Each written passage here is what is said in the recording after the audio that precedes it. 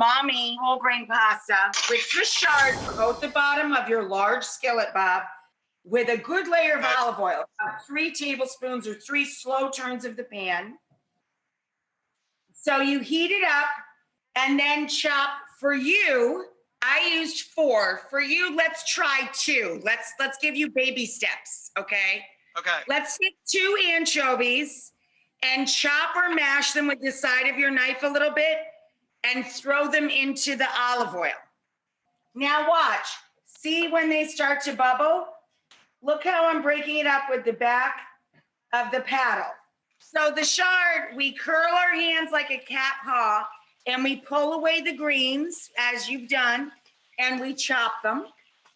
But the stems, we're gonna saute and we're really chopping those pretty small so they'll get nice and tender, okay?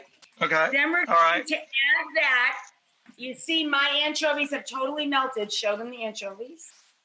They're gone. Mine. Bring your water up to a boil. And this It's boiled? Yep.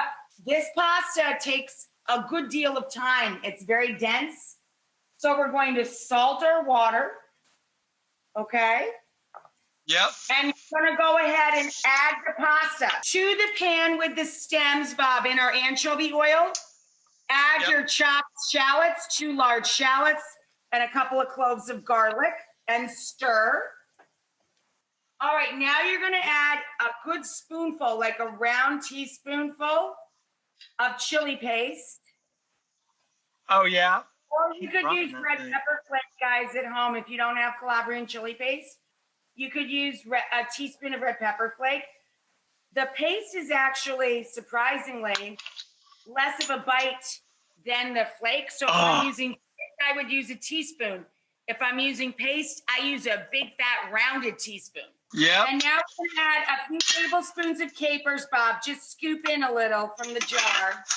Just scoop them right in there. And now we're going to add about 3 tablespoons, but just eyeball it. I've got just a little bit left in this tube of sun-dried tomato paste or tomato paste. I like sun-dried tomato. It's even tangier. So I'm going to stir in the tomato paste. Yeah. Now we're going to add the red vermouth, which is fortified red wine with aromatics, which you should store in the fridge after you open it, or actual red wine, either or. And you want to do a half a cup. So that's like 2 half a cup. 2 slow turns of the pan, and let that bubble away until it's almost gone. Yeah, mine's totally bubbling away now. Can you see that? Yeah, now that's great. That's what you want. That's what you want. Okay, so now we're going to add a little vegetable or chicken stock, and you just pour a little of that in. I don't know, just a cup, doesn't matter. Half a cup-ish? Okay, that's about a half a cup. It doesn't matter. It's going to evaporate anyway. It's just to give the chard a place to cook out.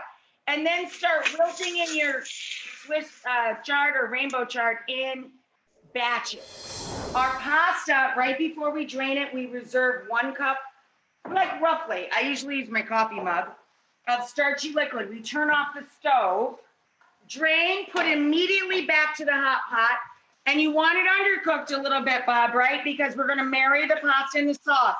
Starchy That's liquid. right. Then all of our umami flavor, Swiss chard, and then add half of cheese. Okay, so I'm putting all my pasta in with the Everything. chard, right? Put it all together and pull it all together. Emulsify the pasta with the sauce and the chard. Okay, we are now joined by Anthony and John, and we're all going to eat together, family style, but far away. Hey guys. Hi, love. Doesn't that look beautiful? Does it smell great, Anthony? Yes, it smells amazing. It's great, right?